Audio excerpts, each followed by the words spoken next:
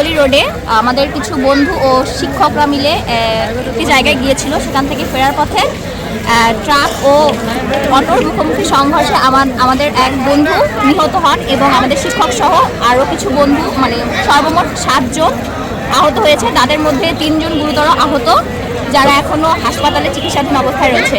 তাদেরই বিচারের দাবিতে আমরা আজকে এখানে মানববন্ধন করছি বন্ধুরা মিলে। আমাদের দাবিগুলো হচ্ছে ঘাতক ড্রাইভারকে অতি শীঘ্রই গ্রেপ্তার করতে হবে এবং তার সর্বোচ্চ ফাঁসি নিশ্চিত করে তা কার্যকর করতে হবে। ট্রাক্টর মালিককে অবিলম্বে গ্রেপ্তার করতে হবে। ইতিপূর্বে মালিকের গাড়ি নিয়ে 9 জন এবং ড্রাইভারের হাতে 7 জন মৃত্যুবরণ করেছে। এর সুষ্ঠু তদন্ত ও দৃষ্টান্তমূলক শাস্তি নিশ্চিত করতে হবে। ক্ষতিপূরণ হিসেবে নগদ 1 কোটি টাকা প্রদান করতে হবে। আহত ছাত্র, শিক্ষক এবং অটো চালকের চিকিৎসার সকল খরচ সম্পূর্ণভাবে বহন করতে হবে।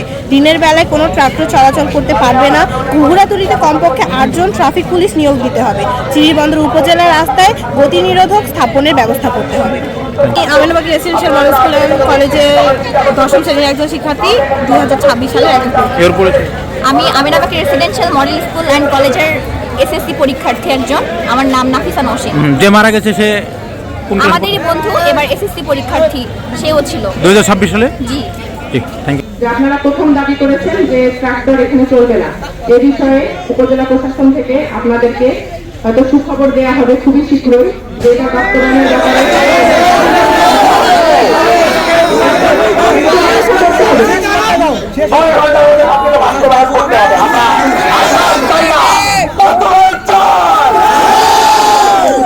যে এই উপজেলায় 10 বছর আগে কি হয়েছে আমার জানা নেই। আমি এখানে এসেছি মাত্র 2.5 মাস হয়েছে, কিন্তু এই 2.5 মাসে এই উপজেলায় আসার পর থেকে আমি আমার জায়গা থেকে আমি নিয়মিত সড়ক পরিবহন আইনের উপরেই অভিযান পরিচালনা করেছি, অন্যান্য আইনের পাশাপাশি। আপনারা হচ্ছে একটু শান্ত হন। আপনারা যে দাবিগুলো আমাদের কাছে পেশ করেছেন, এগুলো আমাদের ঊর্ধ্বতন কর্তৃপক্ষের কাছে অন্তত আমাদেরকে নিয়ে যাওয়ার সময় দিবেন, যে আমরা তাদেরকে পেশ করব। পেশ করে অবশ্যই যত দ্রুত সম্ভব খুবই কম সময়ের মধ্যে আপনাদের এগুলো বাস্তবায়নের আমরা সর্বোচ্চ চেষ্টা করব। এইটুকু মেসেজ আজকে আমি আপনাদের সামনে দিতে চাই। এবং আপনাদের যে ইমোশন, আপনাদের যে ভাই হারানো, বন্ধু হারানো, সহপাঠী হারানোর যে বেদনা এবং ইমোশন, সেটার প্রতি সম্পূর্ণ শ্রদ্ধা জানাচ্ছি এবং সহমত জানাচ্ছি যে না আর কোনো প্রাণ যেন এইভাবে কোনো ধরনের ট্রাক্টর বা অবৈধ যানবাহনের নিচে চাপা পড়ে প্রাণ হারিয়ে না যায়। কারণ আমরা কেউই প্রাণ তৈরি করতে পারবো না। অতএব প্রাণ যে নেয় তার কখনো সাজা ছাড়া তার কোনো উপায় নেই। অবশ্যই তাকে সাজা ভোগ করতে হবে, তার কোনো মাপ নেই।